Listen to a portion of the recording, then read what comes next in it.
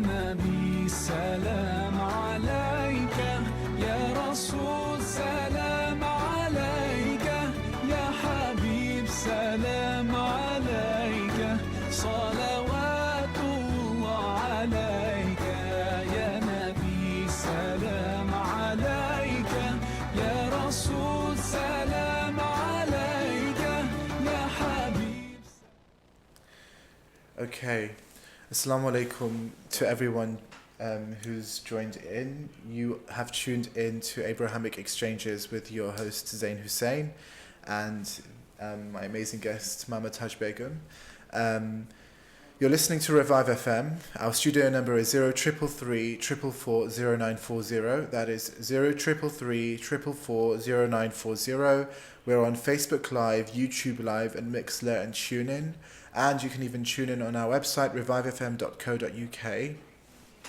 So, last year, I did 3 sessions involving non-Muslim guests, and then 1 session involving a Muslim guest who was involved in interfaith dialogue, so that we can discuss what interfaith means to us from a Muslim perspective. This year we have Mama Taj Begum. Thank you for joining, Mama Taj. Thanks for having me.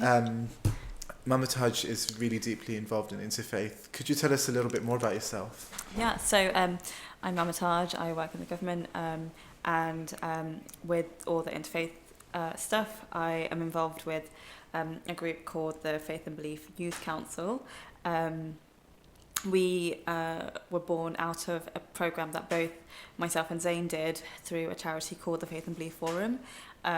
We were both at university. We did it in different years, so we were in different cohorts, but it was a program of social action and interfaith leadership that you would work with 4 other people from different backgrounds to you, mentored by an MP, a member of parliament, in an effort to engage with people you coexist with, and also learn about how that's reflected in our political systems. I continued to stay involved on their alumni committee. Out of that came what is now the Faith and Belief Youth Council. And we have a few different events over the year. So we have the annual Interfaith Summit, which is a youth-led and youth-organised summit for young people of faith and no faith, and young people in general, to engage with faith through issues like climate change and mental health and foreign policy. We also do annual iftar events and an annual International Women's Day events. We have a book club and a podcast, and try to engage with faiths and young people all over the UK. And so far, what is your experience like in the Faith and Belief Council? How do you feel about being involved in so many interfaith activities? So it's one of the areas in my life that I feel like I need, if that's the right word for it. Yeah. So it gives me a lot of joy to be with people who practice and see their faith in a different way to mine. Yeah. My own personal journey to it was through the program, and then getting involved with more Muslim, Jewish and interfaith programs. And what it was is through that I learned to get closer to my own faith, and to engage with it more. Just I don't know why it took an interfaith project and interfaith activity for that to happen, but God does what He does, and I think it's one of the things that gives me a lot of joy. So it brings me joy, and it also helps me try and extend that to other people, I think. Well, I mean, it's not too surprising that engaging with people of other faiths would strengthen your own. I mean, I kind of find that my work as a Hebrew teacher at a Jewish Sunday school has also like made me think about my faith a lot more in relation to the Jewish faith, and it does strengthen your own faith more. Well, I mean, because you appreciate it more, and I guess you think about these things. You think about it's almost as if, we're not supposed to be so separated and cornered off within our own communities, just purely amongst ourselves, that the Islamic faith does teach us how to interact with other people, and it does have attitudes towards people who are not from our faith, and so it makes this engagement makes a lot of sense. Yeah, I understand what you're saying. I think it's through the similarities and like laughing over, and also like getting annoyed over the same but different experiences we have and the frustrations that we have within our own faith communities, and coming out of that to talk about it is really, really helpful. And it's a way to, I think about what issues affect both faith groups or more than one, and how can we all work together for it. And I think that's the foundation of the social action side of things that I worked on. Yeah, so the social action side of things is interesting. As you mentioned, we were both part of a program, Parliamentals program. We were both mentored by different MPs to carry out a social action project, and it was centred around being an interfaith project. But I don't think it was purely an interfaith project. I think it also brought, and we're going to talk about this in more detail later, but it didn't just bring people of different faiths together. It was a program that brought people of different cultural backgrounds, socio-economic backgrounds, and political backgrounds together as well. So oftentimes it is a little strange for me when interfaith is seen in isolation from everything else, and just question why that happens, and what's the point of that. But yeah, I feel like there is a type of interfaith where people get together and try to find out a little bit more about each other, become friends, But then there's also the interfaith where people get together and do social action projects, And I think the second one is the one that I prefer the most. Yeah. Why would you prefer that one? Because I think it's, that firstly, when people meet, I don't think they're just meeting from different faiths. They're meeting together from different backgrounds, and so when you're working together, not necessarily just on whatever's called social action, but any other type of social action where you're giving somehow back to the local community, or to making the community a better place. You're bringing your different perspectives together as well in making real change. Meeting up in an interfaith setting purely for the purposes of meeting up and learning about each other is definitely useful, but I definitely prefer that social action side of things. I wonder how you feel about that. So I'd say that I do both sides of them. Yeah. I don't know if I have a preference between one or the other, because sometimes I just like sitting and talking to people about their faith journey, and what frustrations they might have, and why they hold that faith, for example. But it doesn't, for me, that's not enough. You can't have things that are just a talking shop and pretend that everything's okay in the world. Yeah. And you don't even have to look far beyond your own neighbourhood to know that people, things aren't okay and people don't have the best lives that they should be living. There's lots of impacts of austerity and political policies that we see that have been now long-lasting because of political choices that have been made, that it serves as an impetus for different groups of people to get together and work on improving those circumstances. If local libraries are closing, then people from different backgrounds and different faiths can get together to fundraise or to find books from somewhere else, and that's responding to a local need. And I feel like the purpose of interfaith is just to use that word to invite people along who normally wouldn't come along, but also to make sure that it's not exclusive to people as well. Yeah. Yeah.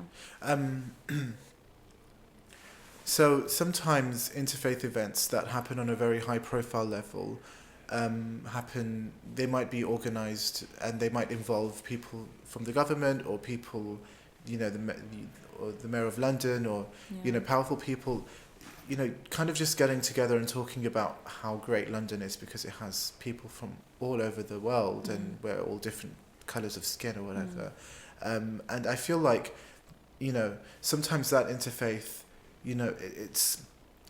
it's very different from the more grassroots interfaith actions, which can make a real difference and which do point out actually, the government and is talking about the importance of different communities getting along, but a lot of its policies are also very harmful. You know what I mean? So I think, that's also, for me, another thing that I've noticed being involved in interfaith for a very long time, that interfaith, unfortunately, very rarely isn't free of agendas or isn't free of the reasons for why that is being carried out. And we will talk a lot more about this specifically later as it affects the Muslim community. But, give me your thoughts on this. Yeah, it's very it's almost disheartening that you have people who can get quick political points out of going to an interfaith event and saying that they're bringing loads of people together. That's something that I try and be wary of when I do work with the group and we plan events and we look at who do we want to invite and what sort of vibe do we want it to be. We don't want it to be somewhere where someone can come and get political clout for just doing something, because there's no, what is your intention in coming? You're not doing it to actually harbour good relations in a local community. You're doing it for your own political career, which is, each to their own. But if I or someone else has the power to take that out of the room, then you should do. Again, I don't know the intentions of every single politician. They might have good intentions with doing it. Yeah. But it's really easy, especially in times such as this, where things can be so contentious, and it's really extremely easy to pit groups of people against each other. That take, for example, Jewish people and Muslim people against each other, and to have an event where it looks like everything's really rosy and really, really happy, and completely be ignorant to the fact that that's not the lived experience of many people on the ground. Exactly. And we're not doing anything to take away from that ignorance as well and teach people why one group shouldn't be afraid of another group.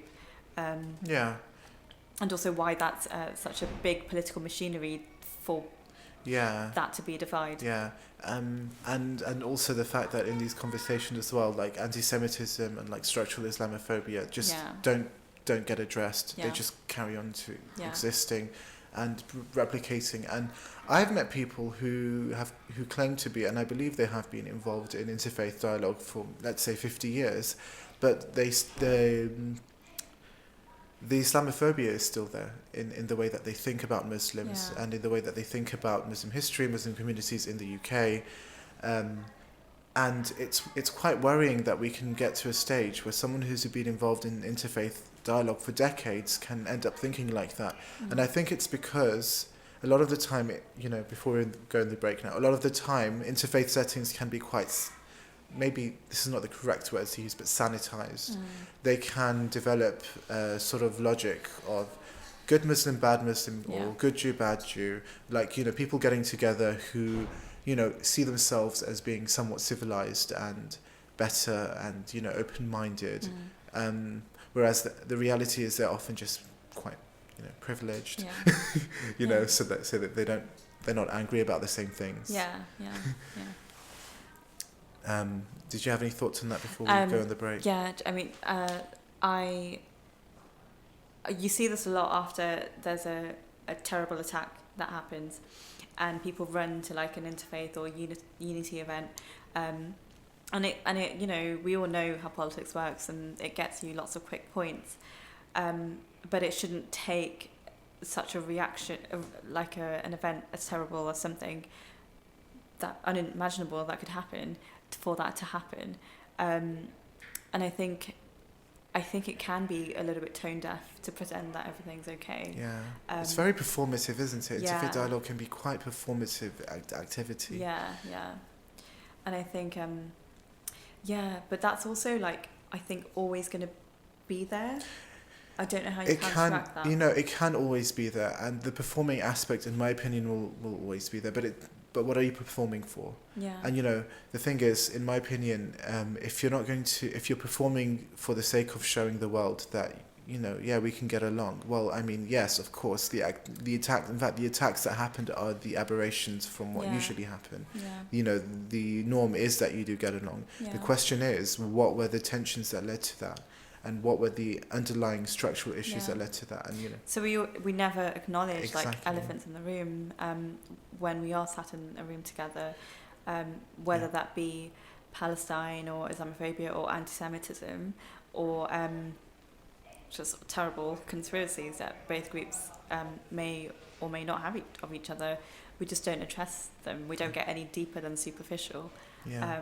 But it's really difficult to have those conversations in a way that is safe and you don't feel like you're going to be judged or there'll be a backlash to your opinion. Yeah. And also that it's your opinion, you don't represent a whole entire group. Of course not, no. Yeah, so we'll go on the break now. Thanks to everyone for tuning in so far to Abrahamic Exchanges with your host Zain Hussain and my guest Mamataj. Don't go away.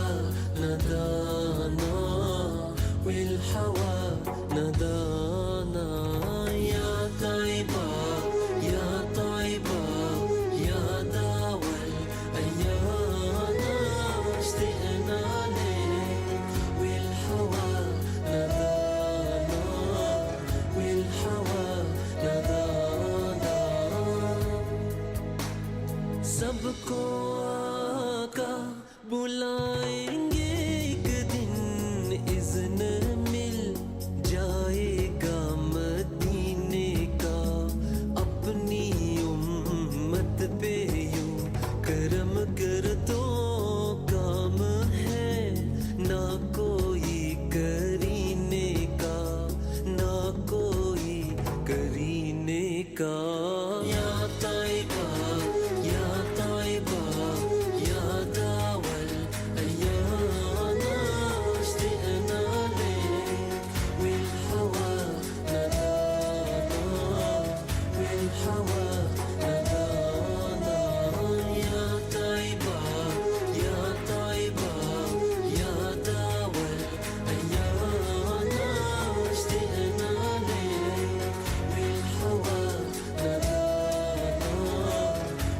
حوى مدانا.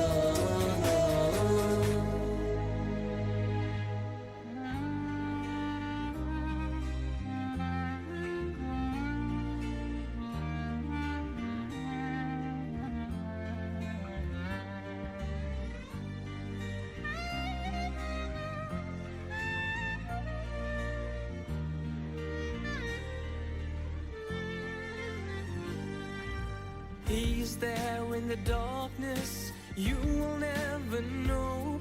So gentle in every breath, like a river that flows. He will light up the sun and reflect upon the moon. From dusk until dawn, he will guide you to the truth. Ya Allahu Rahman, Rahimu Malik, Qudusu Salam. Allahu Rahman, Ya Allahu Rahman, Rahimu Malik, Qudusu Salam. Allahu Rahman.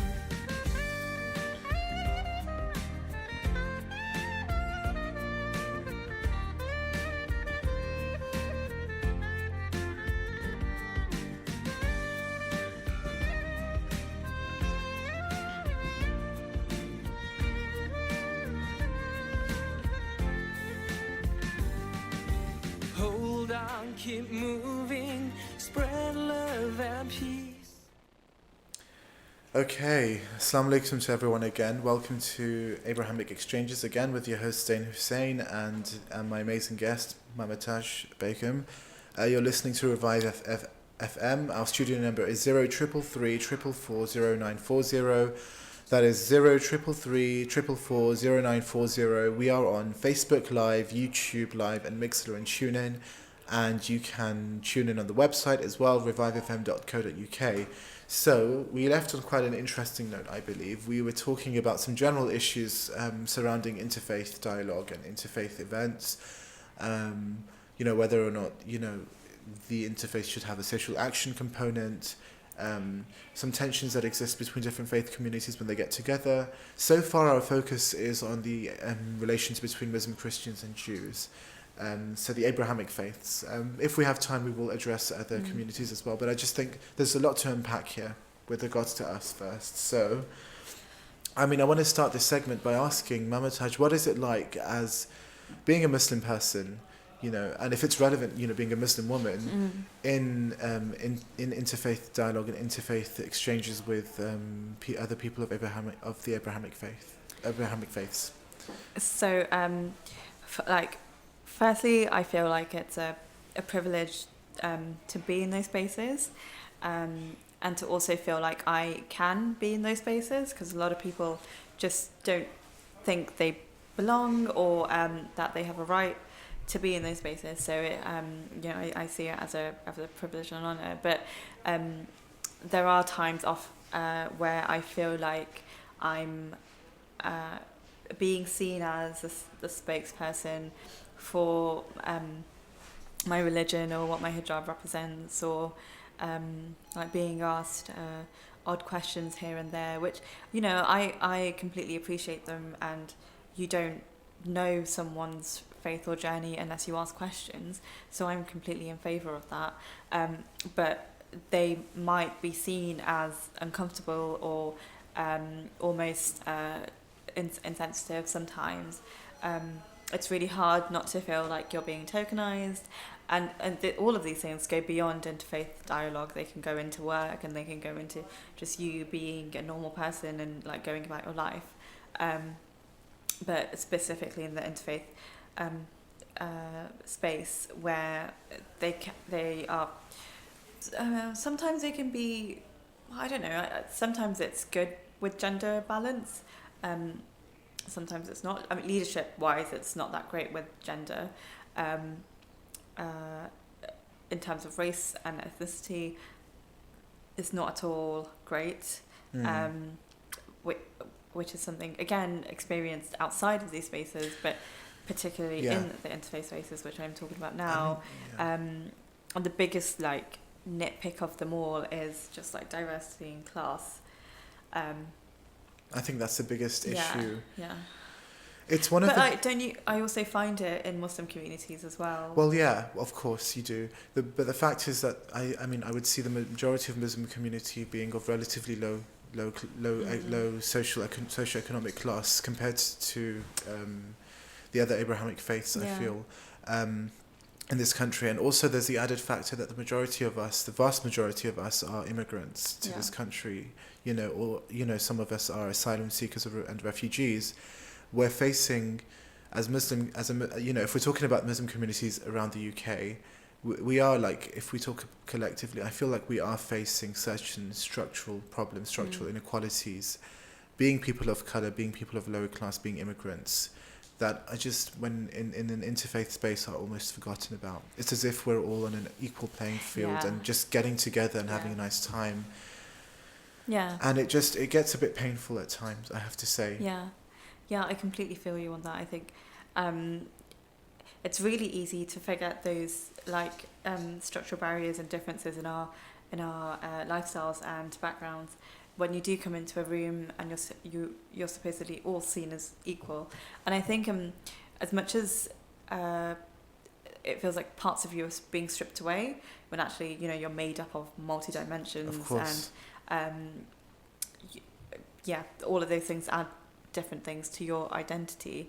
I feel like in some ways it's it can be refreshing to have that away and just be seen as a Muslim without all the other baggage to your identity.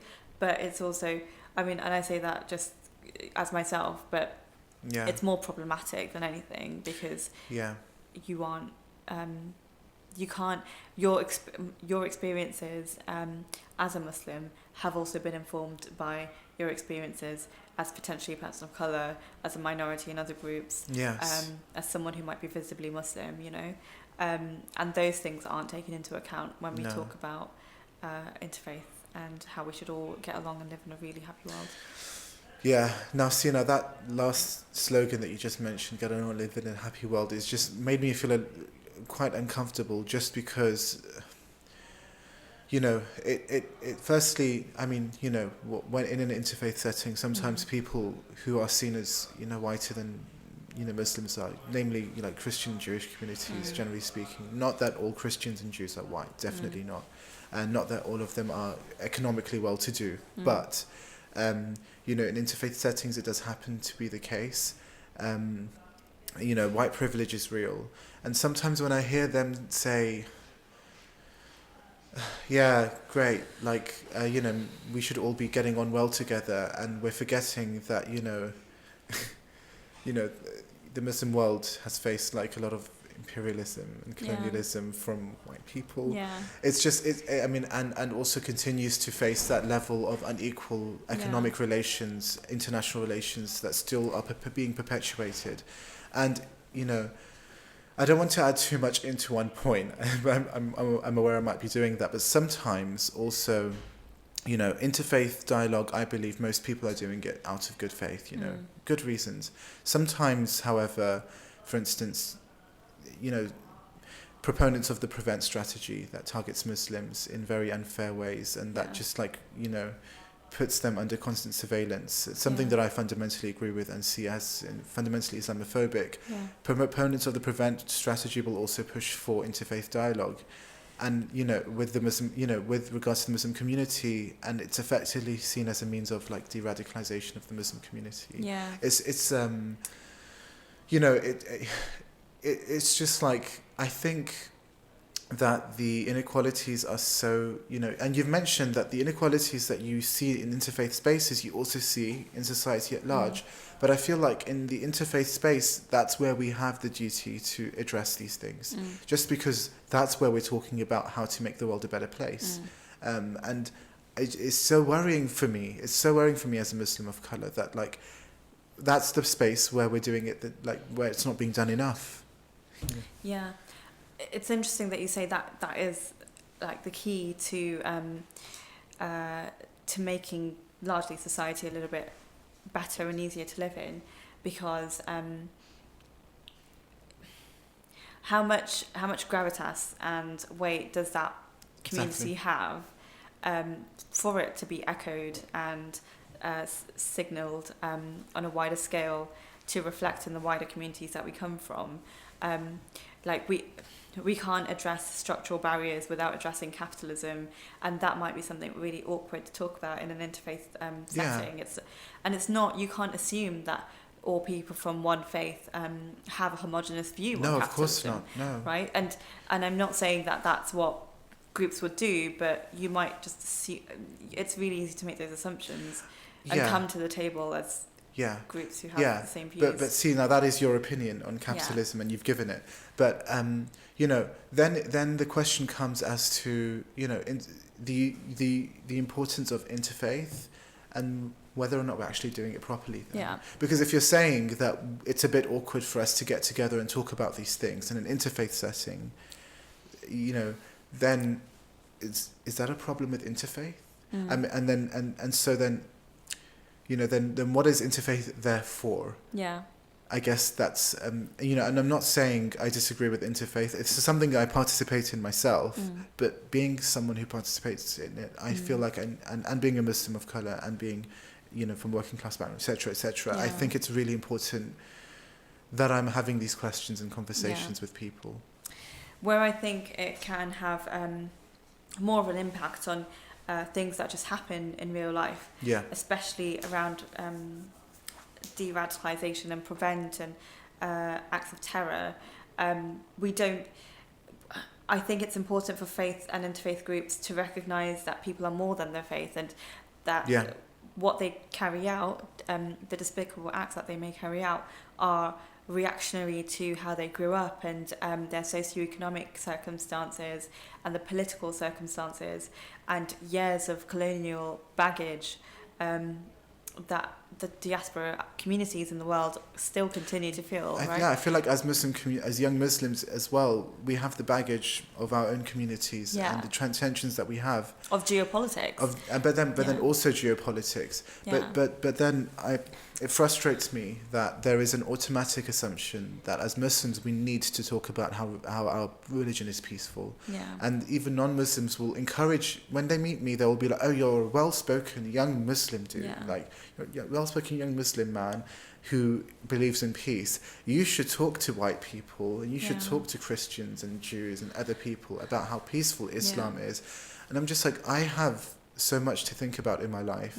You know, I don't have the privilege of having all of that time to do that. Yeah. And why should I be the one giving in to this dynamic where Muslims constantly have to prove themselves, when in actual fact the reasons for why the extremism exists are not really just because of us. Exactly. And they're because of like structural inequalities. And sometimes I feel like, you know, whether it's done intentionally or not, or for good intentions or not, actually doesn't matter to me anymore. When powerful people push for interfaith dialogue, but they also happen to support government, you know, foreign policy, and, you know, then it begs the question as to why you're pushing the Muslim community towards interfaith dialogue. It's as if you want to keep that status quo going. And that's what's worrying me about us. And the fact is, I'm sorry if I'm talking so much, but it's something that really affects me personally, and I'm sure you feel the same. Yeah. You know, so many young people I know who are involved in interfaith dialogue are also overworked young people who also work, young Muslims who are from working class backgrounds are now overworked. They're working because they need to live, but they also are doing interfaith stuff on the side to make themselves look civilized to people. And it's so bizarre that we have this like complex where we have to prove ourselves and also prove that we're worthy of living in a community that we grew up in, right? And I think cases as recent as Shamima Begum's and the Windrush, which show just how like fragile citizenship is. It goes deep into psyches of immigrant communities who for years have struggle to feel like they belong, and then are turned around and told that they don't belong by groups in society, but also often by people in the government, and sometimes by government policy. I mean, it's not for sure. And that's when interfaith efforts are just a facade and a plaster on a problem that they continue to exacerbate from the policies. so it's kind of like we're gonna say we're doing really good stuff, but as you said, we're still gonna buy weapons from certain governments that are doing terrible things to communities. Yeah, we're going to continue selling weapons to Saudi Arabia. Yeah. We're going to continue helping Israel. We're going to continue doing things that actually harm Muslims around the world, and we're going to expect our Muslim citizens to be okay with us when they're doing all of this. It's ridiculous. But at the same time, you don't want to create such a contention that you are surveilled or seen as a threat, and there's nothing wrong with that, I think. But of course that's a really privileged thing to say, because you have to feel like, you have to feel pretty safe or like pretty secure in your identity to feel like it's not fragile and someone's not gonna being under scrutiny won't make you lose it, if that makes sense. But I don't think it's an issue just of identity, and I think being in London, we live quite different lives to say, for instance, the prevent surveillance can be stronger in other cities and other areas, Birmingham, etc. And we are relatively privileged. Just by being in London, we are the focus of a lot of attention. But it's not just about identity, it's about the unfair treatment of it all. It's about what it's doing to cover up a larger problem, as you've said. It's this surveillance state where if you're not actively doing something good, you're seen as bad, when actually you can be like apathetic, rightly so, about politics and about society. You can have no opinion on things and still be like a good citizen, whatever that may be. But it's this ongoing problem about like being a good Muslim, being a good migrant, immigrant, asylum seeker, to prove your worth in this country that for some reason we owe so much to, which we don't, because they spent years and decades completely eating away at the resources of and not paying back for that and not apologizing for that. And there's like, as you said, people are overworking themselves to prove something, and that's not fair. It's just like I'm gonna be honest. I think it's neocolonialism playing a very intimate role in our lives. And I think we a lot of the time we think that when we go through depression and when we go through depression or anxiety or mental health problems, that these things are somehow separated. These things are somehow very personal and separated from wider problems, and they're not. And the Muslim community goes through these things on such a large scale. The Muslim community also finds it one of the communities that finds it the hardest collectively, like to find work and employment and stuff. We are judged by our names on job applications. We are surveilled. There are reasons for why we suffer collectively. And those are the legacies and the symptoms of the securitization of Muslim communities. Yes, exactly. And the racist and Islamophobic policies such as Prevent that make Muslims so vulnerable in society and such a threat to other people that they don't get jobs and their kids get bullied at school for their names or for how they practice their faith. And it's shit. And and as much as you try and change people's opinions about this, it's so widespread and so ingrained in everyone's psyche, in media, in politics, in popular culture, that I don't know if any amount of interfaith work can change that. But this is the thing. This is the thing you say. Before we go on the break now, the interfaith work doesn't actually focus on that. It actually focuses on often focuses as a facade. It acts as a facade. And it focuses on trying on something else. And I think that's essentially the problem. But, and as you've said, obviously bringing people together, it would be awkward to bring these issues up.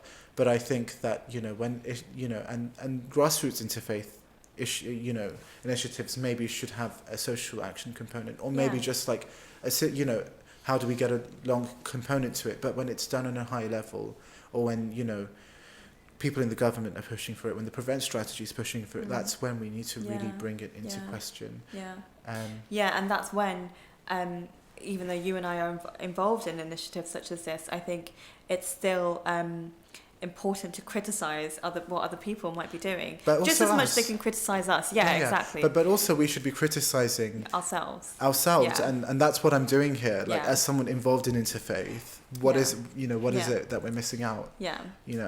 And I feel like a lot of this is also being talked about, but also slightly uncharted territory as well. It's just like it's not been treaded enough. Yeah. So I'm thinking, and I'm sure you're thinking about the best ways to address this issue, and it will take time. I feel like it will take time, but I think at least we're having the conversation. Yeah.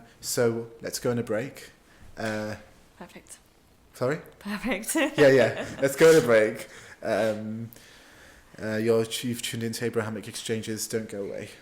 Medina, oh, oh, Medina, Medina, Medina, Medina, Medina, Nabi, Medina, Medina, Medina, Nabi, Medina, Medina, Medina Nabi, Medina, Medina, Medina Nabi.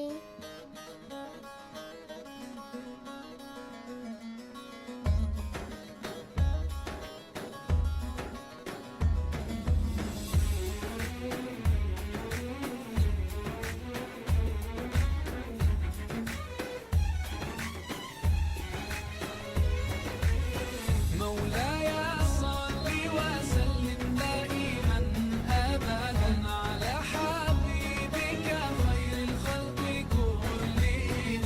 مولاي صل وسلم دائما ابدا على حبيبك خير الخلق كلهم. يا ربي صل عليه، يا ربي صل عليه، يا ربي صل عليه صلوات الله عليه.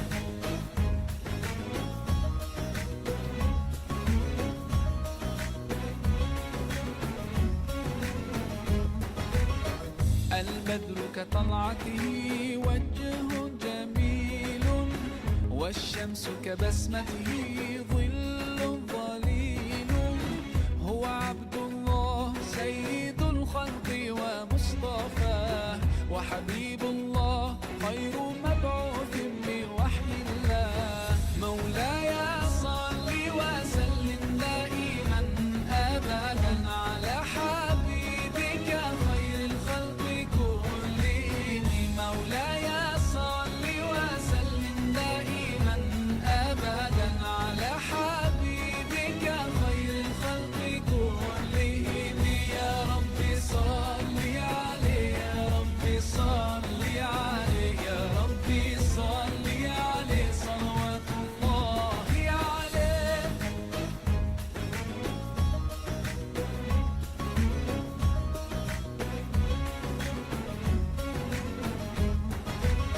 هو خير عباد الله خير البرايا، حي فينا بهداه حلو الوصايا. نسألك الله أن تجمعنا يوما برسول الله، من كوثره يروينا فتقبل يا رباه. مولاي صل وسلم دائما أبدا على حبيبك خير الخلق كلهم. مولاي صل وسلم دائما أبدا على حبيبك خير الخلق كلهم. يا ربي صل عليه، يا ربي صل عليه، يا ربي صل عليه صلوات الله عليه.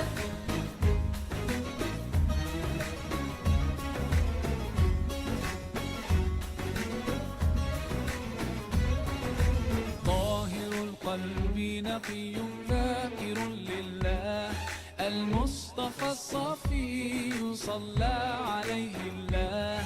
أخلاقه وصفاته سبحان من سواه، هو قدوتي وحبيبي ودعوة النجاة. يا رسول الله يا حبيب الله، فاكتب لنا نلقاه ندعوك يا رباه.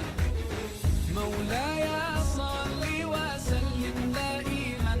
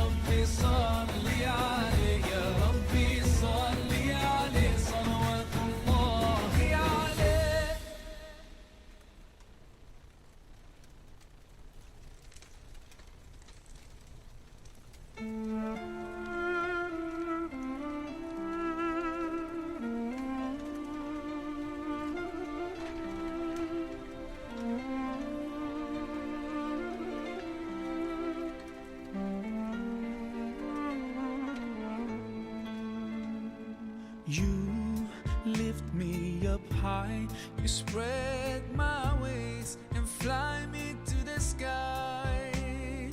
I feel so alive, it's like my soul thrives in your light.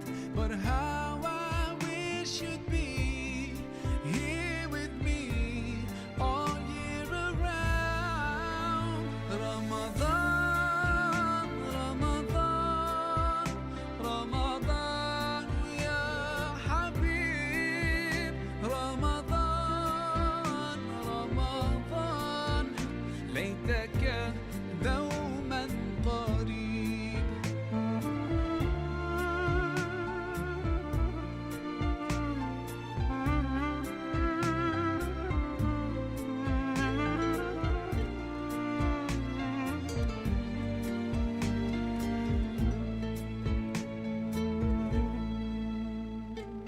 Love is everywhere, so much peace fills up the air. Ramadan, month of the Quran, I feel it inside me, strengthening my iman. But how I wish you'd be here with me all year around. Ramadan, Ramadan, Ramadan, ya Habib. Ramadan, Ramadan, ليتك دوما قريب.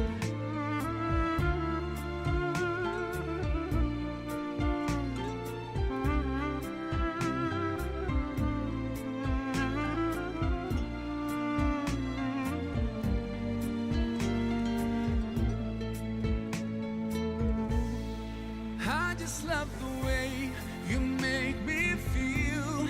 Every time you come around, you breathe life into my soul, and I promise that I'll try throughout the Assalamu alaikum to everyone. Welcome to Abrahamic Exchanges with your host Zain Hussain and my amazing guest Mama Taj Begum. You're listening to Revive FM. Studio number is 0333 444 0940. That is 0333 444 0940. We're on Facebook Live, YouTube Live, and Mixer and TuneIn, so you can tune in there, or you can tune in on our website revivefm.co.uk. Okay, so this conversation took many turns that I just did not expect. I mean, interfaith is one of those things that's often seen as, something that's inherently good, something that you just don't question, that obviously this is the path to peace and love and all of the cheesy stuff that we believe in. And we've identified like a million problems with it. Yeah. And it's just like, the first time I had this conversation and I thought about interfaith and I thought, why as Muslims are we involved in interfaith, and started thinking about socioeconomic inequalities and started thinking about how interfaith can be also a tool for power. It was a bit of an existential crisis, I have to say. I mean, how do you feel having this conversation now? Yeah, I'm kind of just like questioning why I do what I do. Is it effective? Is it making any change? Is it worth it? What's my role in it? Yeah, I'm rethinking the purpose and the impact it has, and just why, and yeah, why are we doing it? Why do people get together?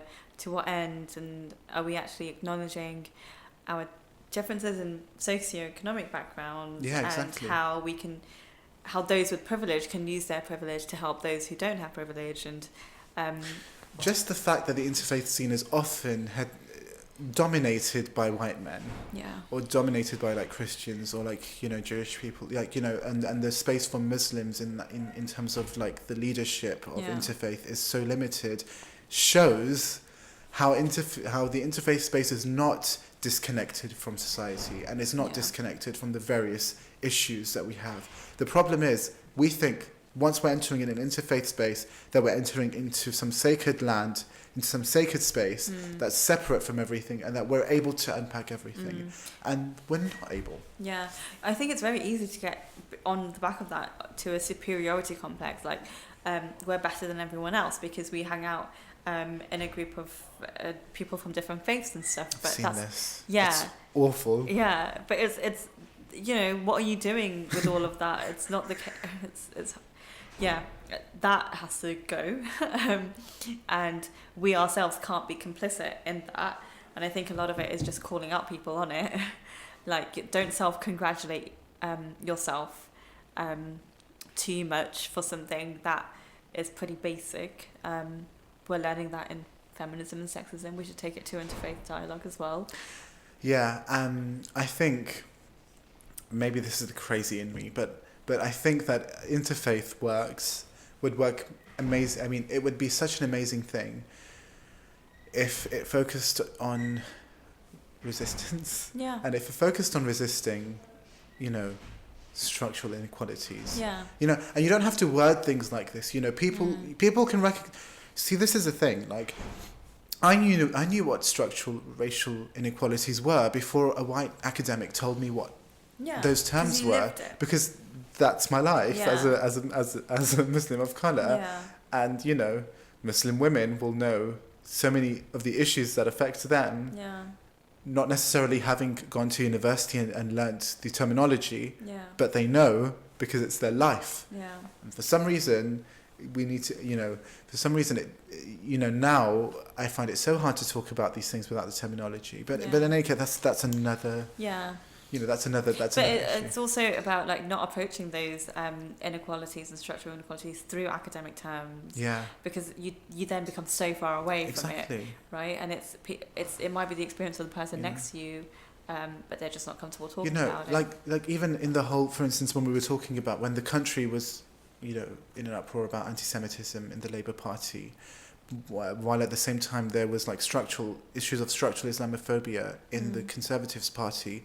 And but a lot of the people who were being accused, who had posted Islamophobic things online, etc., were quietly rehired and reinstated into the Conservative Party, and it means that unfortunately, like people, you know, like white society, kind of, you know, views anti-Semitism maybe as a bigger problem than Islamophobia, or maybe that's not it. Maybe it is the fact that Islamophobia is still seen as a polite racism, as a polite society can still be Islamophobic, because it's not just the fact that Muslims are people of, you know, Muslims are Muslims, but Muslims are also people of color, Muslims from working class backgrounds. Muslims have values that are different to ours, and it just plays into like. We talk about white supremacy that happens at the hands of, like, you know, grassroots racists, you know, racists on the ground, but never white supremacy that's happening on a high level. You know, I do hate to end on like a pessimistic note. I feel like if I end too happily, like the message will be lost. We'll be like, but it's not all bad. We're facing structural inequalities. We're facing like racism, structural Islamophobia, capitalism, neocolonialism, collective mental health issues, you know, homelessness, problems in employment. But it's not all bad. We can still get together and have a good time and make good of it. And I don't think there's an excuse for that anymore. But maybe we can talk about. I'm doing it now. Maybe we can talk about how we can use interfaith setting to resist some of the issues. And you were talking about, you know, one of the issues is climate change, but also, you know, using interfaith as a powerful tool against, you know, oppression, and that's when people in power can no longer use interfaith for their own benefit. And I feel like, I know I'm talking a lot, but I feel like people in power, people who support the Prevent strategy, people in the government use interfaith because they know precisely, you know, that it's a space that can be used for something else. You know, that it's a space that can be used to question what citizenship means and what, you know, power dynamics exist. And so I think that's the space that we need to be hijacking for good reasons, to make the world a better place. Yeah. I mean, we all have our own responsibility to call out what we see, and also to create structures that aren't complicit in oppression and racism and sexism, and xenophobia and anti-Semitism. Yeah.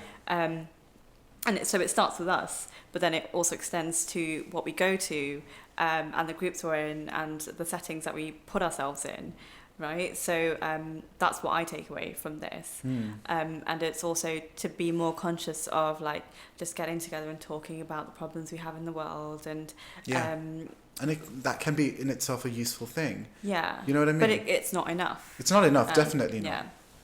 And so we have responsibilities and a collective responsibility to address what we have in society.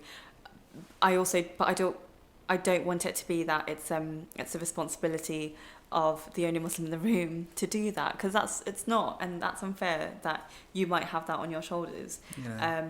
So we have to work together within our interfaith communities to then address it. I think interfaith, I'm so sorry, I think I interrupted you, but interfaith is so it's not done enough. And when we say interfaith, we mean dialogue and activities from within the Muslim community among different groups of Muslims.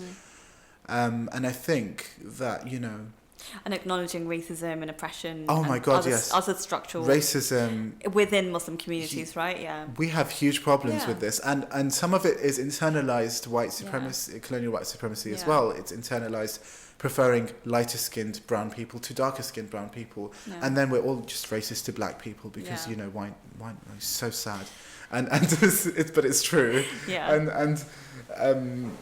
And we need to sort those problems out within ourselves as well. That we're oppressing ourselves, and I think that, but I also think that there's also a scope for unity as Muslims against the structures that are oppressing us from outside as well.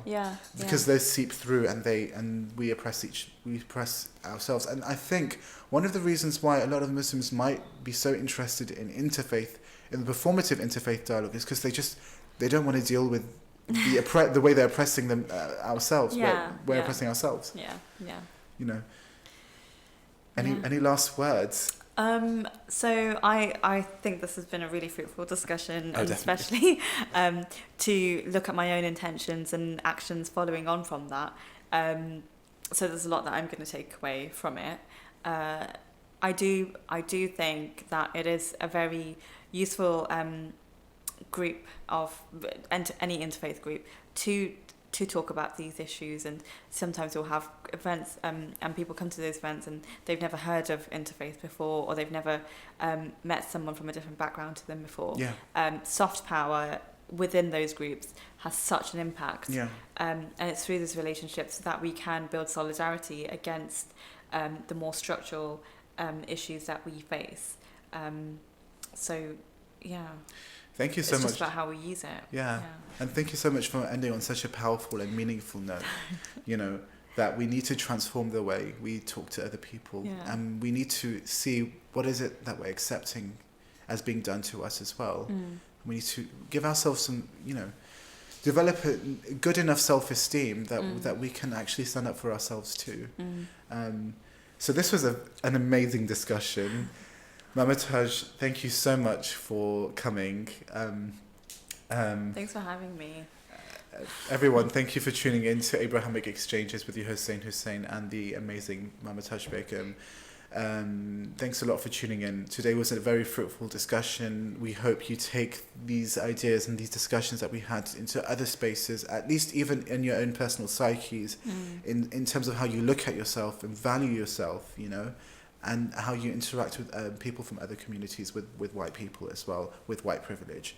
Let's make our community, more powerful against racism and the structural inequalities that we face. So, assalamu alaikum.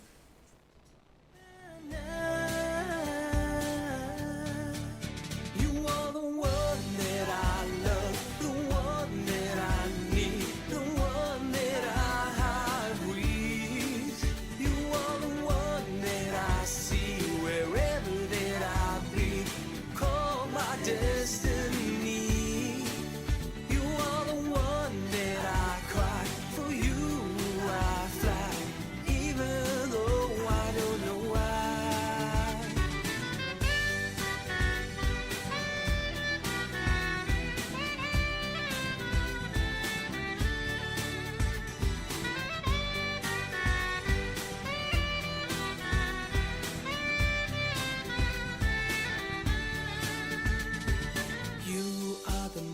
most magnificent one, the most gracious, the most merciful, and in your name we start our day, and in your name we close our eyes. Open up.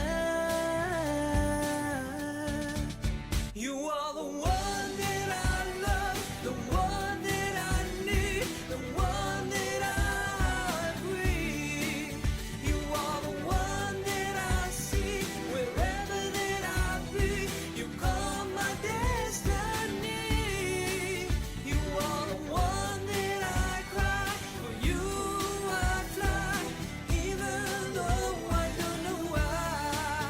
You are the one that I love, the one that I need, the one that I breathe. You are the one that I see wherever that I be.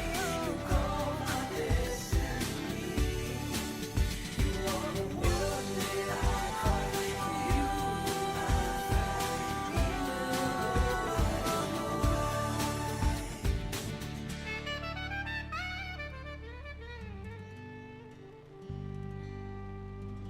why.